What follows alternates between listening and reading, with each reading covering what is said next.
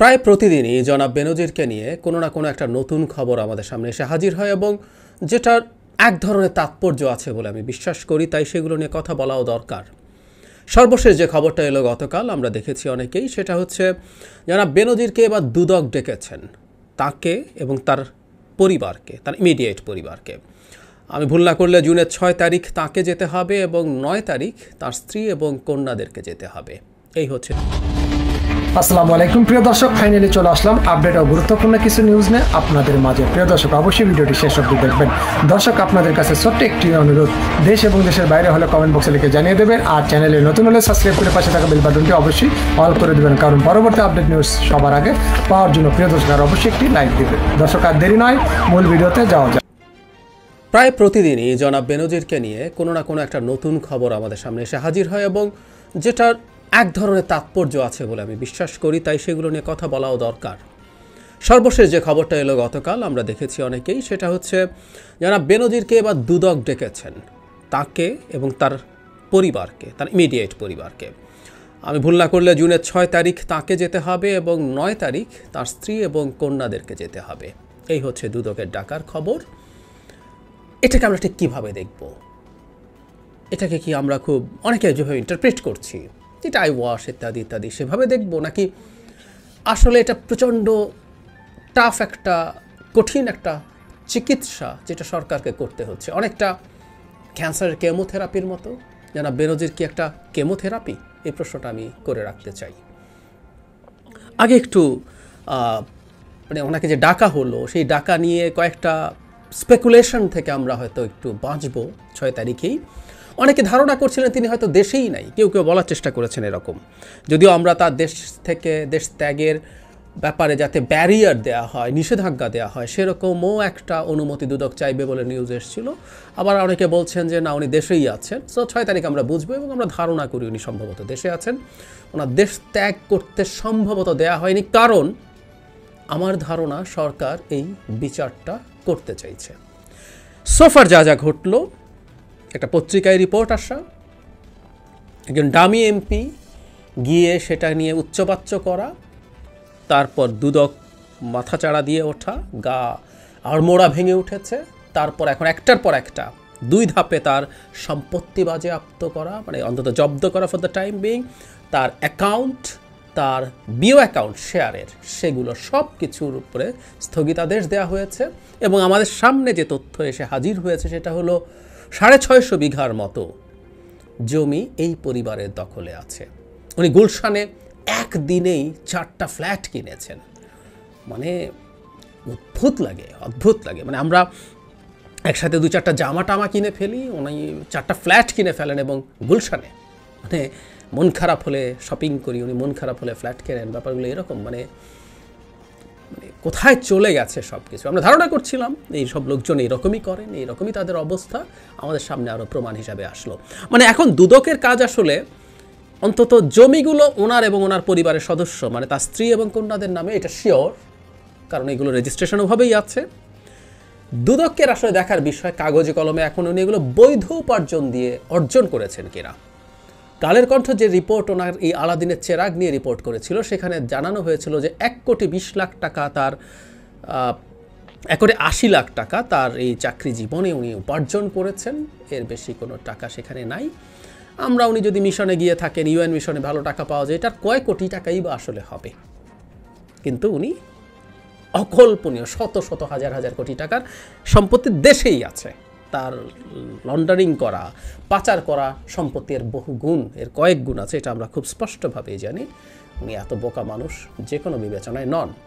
কিন্তু যে কথাটা বলছিলাম, আসলে গতি প্রকৃতি আমরা দেখে আমরা এখনও কেউ কেউ মনে করছি যে তাকে দুদক ডাকবে, দুদক ডেকে নিয়ে তার সাথে একটু কথাটা বলবে, পরে তাকে একটা সাফ সুতরা করে সার্টিফিকেট দিয়ে দেবেন যে না, তার সব কিছু বৈধ, সব ঠিকঠাক আছে। এরকমও স্পেকুলেট কেউ কেউ করছেন, but I don't agree with that. এটা যে হয় না তা না। এই যে আমি গতকালই একটা ভিডিও দিয়েছি, আপনাদের খেয়াল থাকার কথা, একজন অ্যাডিশনাল ডিআইজির জনাব শিমুলের 14 সালেই তাকে একবার দুদক ডেকেছিল এবং সে ডাকার ফলে সেটাকেও তাকে এক ধরনের ক্লিন সার্টিফিকেট দিয়ে দেওয়া হয়েছিল। এখন আবার ডেকেছে। আমি একটা সূত্রে জানতে পারলাম আগের বার যে তাকে ছেড়ে দেওয়া হয়েছিল সেটা মূলত জনাব বেনজিরের তদবিরের কারণে এবং জনাব বেনজির পন্থী বলে ওনার এক ধরনের পারসেপশন আছে, তার মানে খেয়াল করি আমরা যদি এটা সত্য হয় জনাব বেনজিরকে সাইজ করা হচ্ছে, এটা মোটামুটি শিওর, এবং তার সাথে সাথে তার যে ডালপালা ছিল, সাঙ্গপাঙ্গরা ছিল, তাদেরকেও ধরা হয়েছে একই পথে। তাহলে তাকে ধরা হয়েছে এটা আমরা মনে করতে পারি, কিন্তু এটা কেন? এখন যদি এটা ধরা হয়েছে এটা ফর শিওর, তাহলে সরকারকে একটা খুবই টাফ সিদ্ধান্ত নিতে হচ্ছে। এখানে এসছে কেমোথেরাপির প্রশ্ন। আমরা কেমোথেরাপি শব্দটা খুব ভালোভাবে জানি, মানে ডাক্তারি ভাষায় এই ড্রাগগুলোর একটা ক্যাটাগরির পার্ট, এগুলোকে সাইটোটক্সিক ড্রাগ বলে। মানে সাইটো স্ট্যান্ডস ফর, মানে এটার মানেটা হচ্ছে এনিথিং রিলেটেড টু সেল, কোষ, আর টক্সিক মানে তো বুঝি বিষের মতো জিনিস। মানে এটা এমন একটা ঔষধ যেটা কোষকে মেরে ফেলতে পারে, কোষের প্রতি বিষাক্ত। আমরা জানি যারা ওদের পরিবারে আশেপাশে বন্ধুবান্ধবদের মধ্যে ক্যান্সার পেশেন্ট আমরা দেখেছি, জানি, এবং আমরা জানি যে এই ওষুধটা নেওয়া হলে তীব্র প্রতিক্রিয়া হয়, কারণ এটা শুধুমাত্র ক্যান্সার সেলকে ক্ষতিগ্রস্ত করে তা না, আপনার সব রকম কোষকে এটা ক্ষতিগ্রস্ত করে এবং অত্যন্ত সিরিয়াস সাইড এফেক্ট হয়, নানা রকম সাইড এফেক্ট হয় এক এক ঔষধে। সব ঔষধ মানে কেমোথেরাপি বললে তো এক দুই রকম, অনেক রকম ঔষধ আছে রোগ অনুযায়ী, রোগের ধরন অনুযায়ী এক একটার এক এক রকম, কিন্তু মোটা দাগে প্রচণ্ড সাইড এফেক্ট হয়। কিন্তু মজার ব্যাপার হচ্ছে এটা আপনি যদি চিকিৎসা নিতে চান এবং একটা স্টেজে আপনাকে কেমোথেরাপি নিতে হয়, তখন আপনি আসলে ওজন করেন যে আমার শরীরে এটা তীব্র প্রতিক্রিয়া তৈরি করবে, বাট এটা আমার লাইফকে অনেকটা এক্সটেন্ড করবে, এবং কিছু কিছু ক্যান্সার একটা স্টেজে এটা ইভেন আপনাকে মোটামুটি কিওর করে ফেলতে পারে। সুতরাং আপনি এই যে যাবতীয় চাপ শরীরে নেন, নেগেটিভিটি নেন, আপনি জানেন এটা তীব্র প্রতিক্রিয়া তৈরি করবে, but you have to make that decision, কারণ ওটা আপনার লাইফ এক্সপেক্টেন্সি, বেঁচে থাকাকে বাড়াবে। জনাব বেনজিরকে আমি আসলে এই পর্যায়ে এসে একটা কেমোথেরাপি মনে করি সরকারের জন্য। কেন কেমোথেরাপি? আমি যখন তার সম্পত্তি ফ্রিজ করার জন্য, তার ব্যাংক অ্যাকাউন্ট ফ্রিজ করার জন্য বলা হচ্ছিল, তখন আমি একটা কথা বলেছিলাম যে নিশ্চয়ই জনাব বেনজির, যদি আমাকে ভাবগতিক দেখে মনে হচ্ছে তার বিরুদ্ধে একটা ব্যবস্থা নেওয়া হচ্ছে, ব্যবস্থা সত্যি সত্যি নেওয়া হচ্ছে। যদি আমরা এই পর্যায়ে সেটা ধরে নেই, আমি আবারও বলছি আমি এটাকে ঠিক আর আইওয়াশ মনে করি না, কারণ এই আইওয়াশ দিয়ে আসলে সরকারের এই মুহূর্তে আর তেমন কোনো অ্যাচিভমেন্ট নেই। তার বিরুদ্ধে ব্যবস্থা মানে হচ্ছে জনাব বেনজির কোথাও না কোথাও কোনো না কোনো একটা সিরিয়াস রেড লাইন ক্রস করেছেন।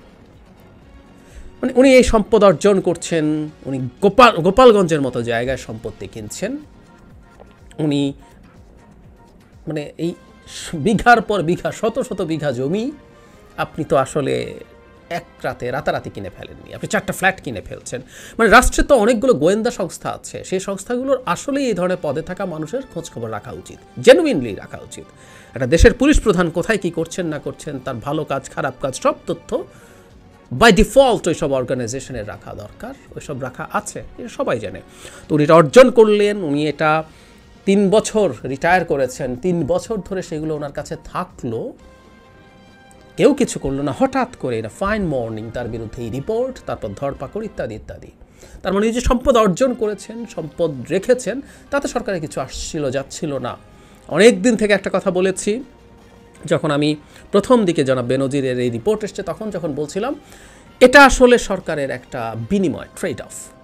আপনি সরকারকে সার্ভ করছেন মানে ভয়ঙ্কর ঝুঁকি নিয়ে, আপনি এমন সব ঝুঁকি নিচ্ছেন, এই যে বেনজির তো স্যাংশন খেয়ে গিয়েছিল, আপনি ঝুঁকি নিচ্ছেন, এবং কোনো একদিন বাংলাদেশে যদি একটা সহি সরকার আসে, এসব বেনজিরদের দেশীয় কোর্টে তাদের মানে শুধু দুর্নীতি না, মানবাধিকার লঙ্ঘনেরও মারাত্মক বিচার হবে, ক্ষমতার অপব্যবহারের বিচার হবে, কিছু সিম্বলিক বিচার যদিও কমও হয়, তার মধ্যে উনি থাকবেন। সো আপনি ঝুঁকি নিয়ে তাকে সার্ভ করেছেন, সরকারকে গদিতে রেখেছেন। আপনি গুরুত্বপূর্ণ পদগুলোতে নির্বাচনের আগে ছিলেন, 13 সালের মানে 14 সালের নির্বাচনের আগে ঢাকার কমিশনার ছিলেন, ডিএমপি কমিশনার। 18 সালের রাতের সিল যে মারা হয় যে ভোটে, সেই ভোটের র্যাবের ডিজি ছিলেন, ওই সিল মারার নেতৃত্ব দিয়েছেন, এরপর আইজি ছিলেন। সো আপনি সার্ভ করেছেন, সরকারের ট্রেড অফ হচ্ছে তুমি আমাকে সার্ভ করো, ঝুঁকি নাও, আমি তোমাকে আমরা বলি না খুশি করে দেবো। খুশি করে দেওয়া মানে হচ্ছে you can do anything you like, যা তা করবেন।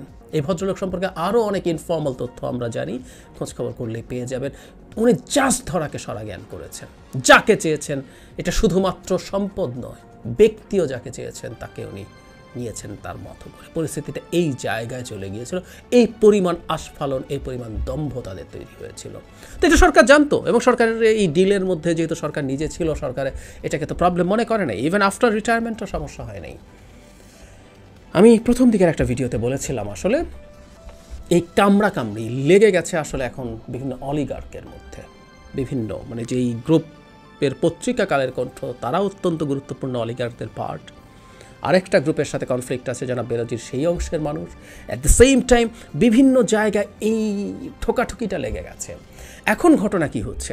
ঘটনা হচ্ছে এটা যখন একটা অলিগার্কি থাকে, তখন অলিগার্কদের মধ্যে মাফিয়াতন্ত্র থাকে, মাফিয়াদের মধ্যে লাগতে থাকে। এবং আমি ব্যক্তিগতভাবে মনে করি প্রধানমন্ত্রী তার তো বয়স হচ্ছে, তার বয়স এবং তার নানান কারণে তার সক্ষমতা কমছে, এবং এই যে তার সক্ষমতার এক ধরনের ডিক্লাইন হচ্ছে, এই সময় এই কেওসগুলো মাথা চাড়া দিচ্ছে। কারণ আপনি কার উপরে কতটুকু বল প্রয়োগ করে, কাকে কতটুকু ক্ষমতা দেখিয়ে, কাকে কতটুকু হ্যাডাম দেখিয়ে আপনার অবস্থান মজবুত করতে পারবেন, যাতে এই যে খেইটা চলছে তার কত পার্সেন্ট আপনি আপনার দখলে নিতে পারেন, সে লড়াইটা হচ্ছে। সো জনাব বেনজির এরকম কারোর সাথে, ক্ষমতার কোনো একটা জায়গার সাথে এমনভাবে লেগেছেন, তাতে তাকে এই মাসুলটা এখন দিতে হচ্ছে। এইটাকে কেমোথেরাপি কেন বলছি? ওই যে বললাম, যারা বেনজিরের মতো মানুষকে আপনি যখন শাস্তি দেন, তখন আপনি একটা ঝুঁকি নেন। ঝুঁকিটা হচ্ছে ভবিষ্যতে আপনাকে যারা সার্ভ করতে চায়, আগ্রহী আছে, আপনার সাথে একটা ডিলে যেতে চায়, আমি তোমাকে সার্ভ করব, আমি ঝুঁকি নেব, মানবাধিকার লঙ্ঘন সহ নানা রকম ভয়ঙ্কর ঝুঁকি, যেগুলো যেন আমার বিরুদ্ধে স্যাংশন হতে পারে, দেশে বিচার হতে পারে, কিন্তু আমি তোমার কাছ থেকে এই করাপশনের ব্ল্যাঙ্ক চেক চাই, দেশে যাতা করার ব্ল্যাঙ্ক চেক চাই। সে কিন্তু পরে ভয় পেয়ে যাবে।